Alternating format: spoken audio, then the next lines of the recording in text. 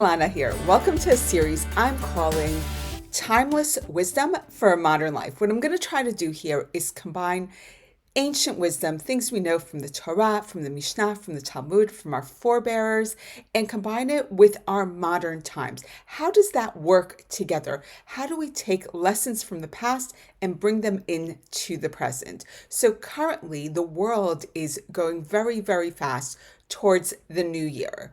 But Orthodox Jews celebrated the new year during Rosh Hashanah, which was months ago. So, how do we make sense of the second new year? We live in this world. We can't ignore that the calendar is changing, that January 1st is coming, and that the year and that change affects us. So, how do we make sense of these two different New Years? Firstly, in Judaism, there's more than one New Year. We know that. But I want to take that differential between Rosh Hashanah and the secular new year. And then I want to provide a few tools because what I think is Rosh Hashanah is very introspective. It's a time to look inwards. It's a time to work on our spirituality, on our relationships with God, our relationships with our fellow man. It's really, really introspective.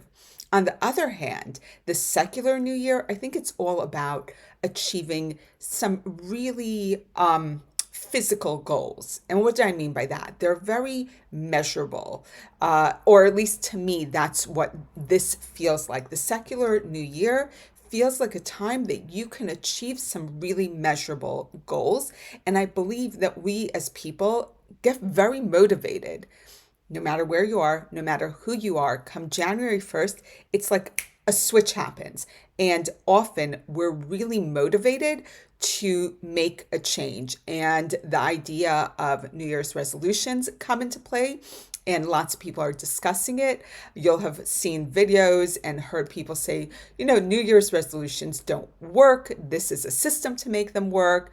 What I actually think doesn't work is how we set those goals as opposed to resolutions.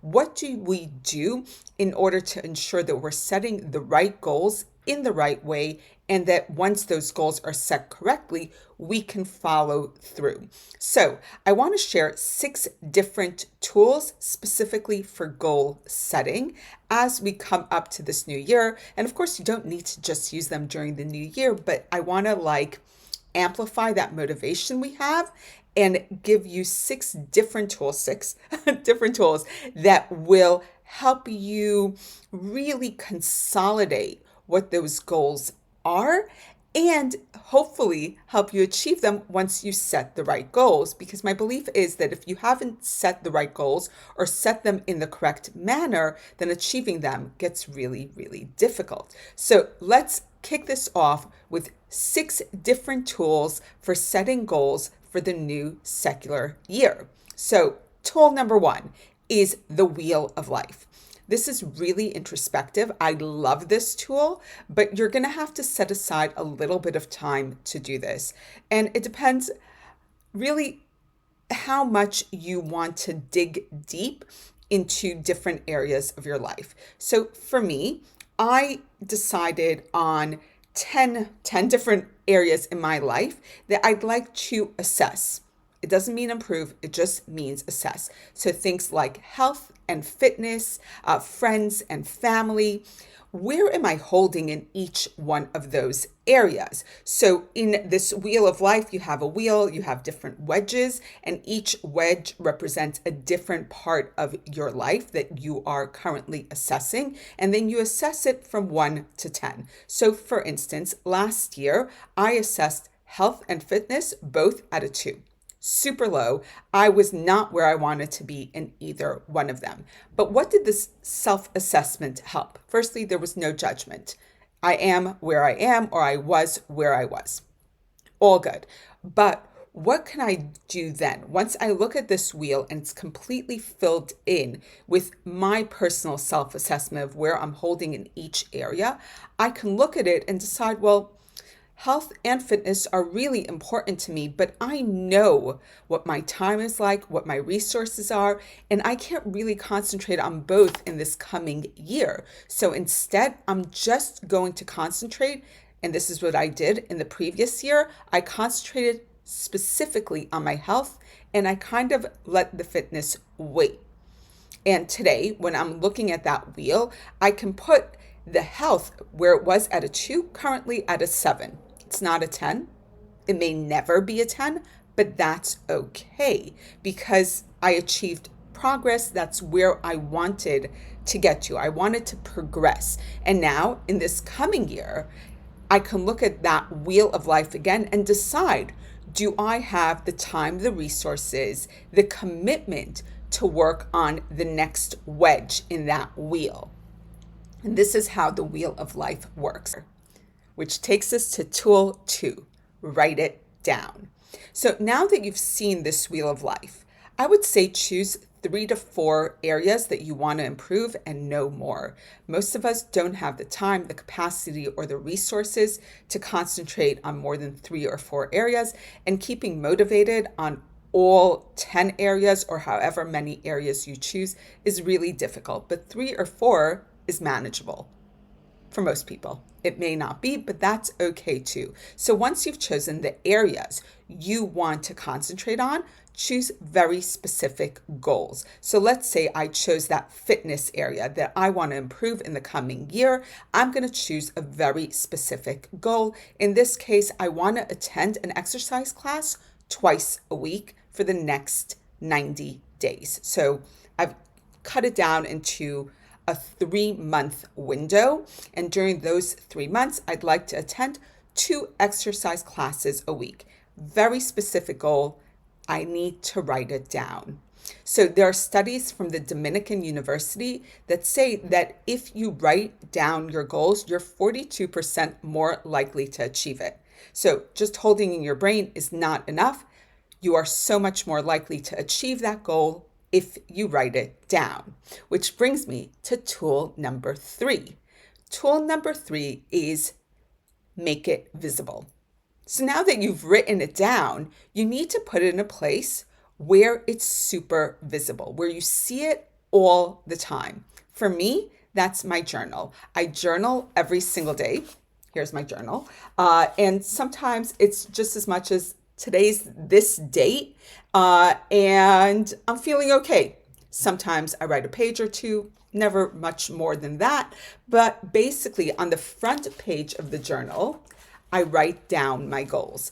And every day when I just write something down in my journal in the morning, I can open up the front page, see my goals, which in this case, one of the goals is going to be exercise twice a week, or rather go to an exercise class. I would assume once I'm there, I'm going to exercise, but who knows? Okay, go to an exercise class twice a week for the next 3 months. And every time I open the book, it's there as a reminder. And what that reminder does is keep it in the forefront of your mind. When it's not there, it's very easy to forget. And putting it there makes it so much more likely that you'll do it. Tool number 4. So tool number 4 for goal setting is to monitor your progress. This is a brilliant quote by Peter Drucker, who's the father of modern management. And the quote is as follows: "What gets measured gets managed." So what does that mean? Once you've set a goal and you see it daily or weekly or however often you do, but do it often, you need to measure it, because if you're not measuring it, it's not being managed. So for instance, again, with my example of going to an exercise class twice a week, I could set up something like a red light, yellow light, green light system. If I've gone twice a week, I get a green light. If I've gone once a week, I get a yellow light. And if I haven't gone at all, I get a red light.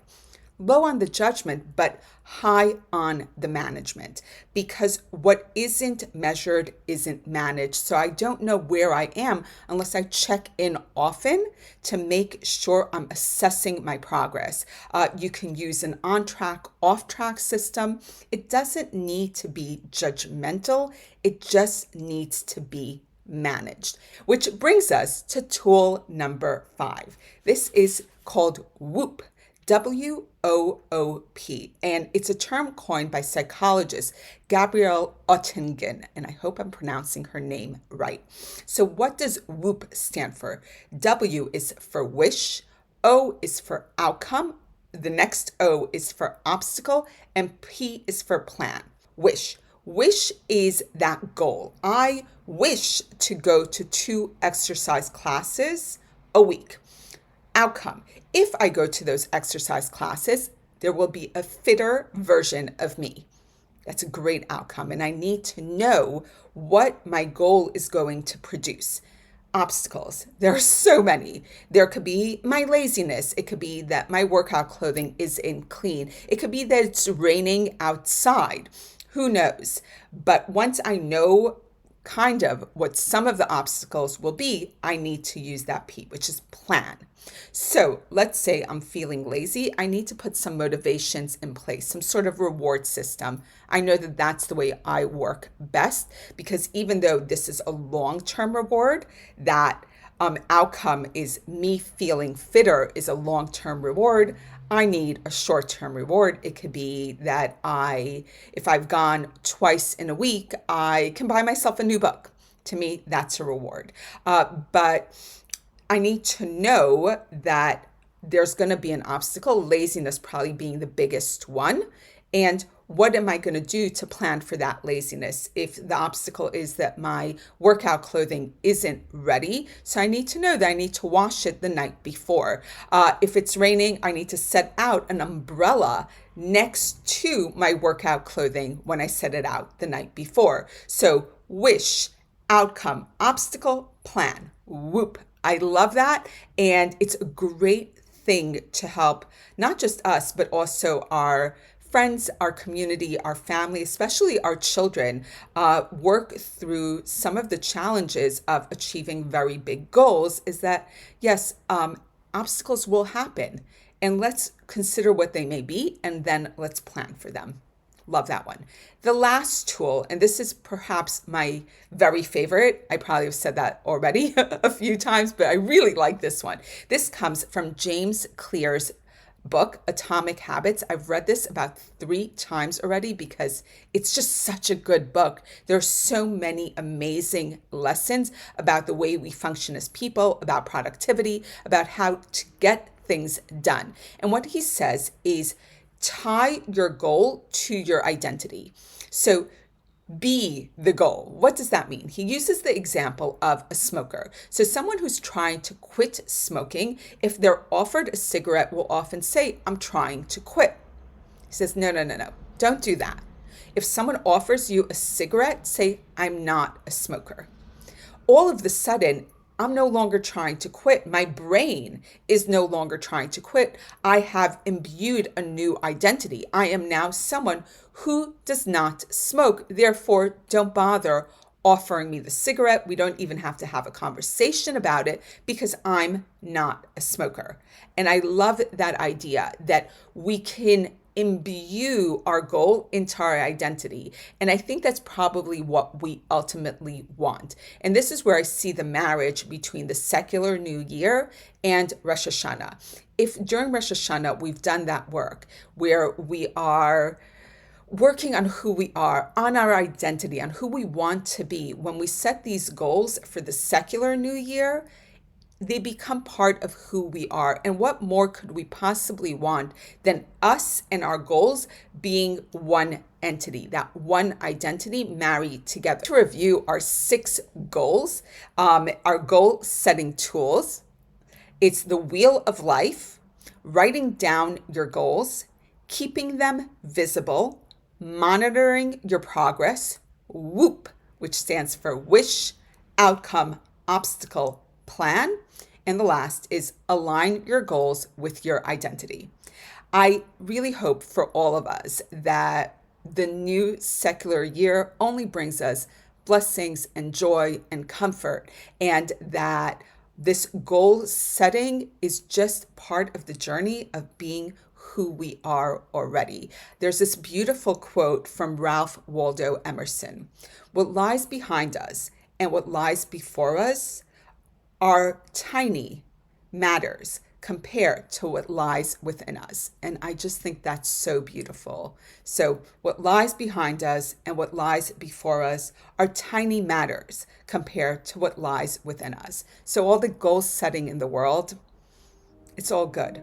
But what's really important is who we are inside. And if those goals help us become who we are inside even more, all the better. Wishing everyone a wonderful day ahead and see y'all soon. Bye.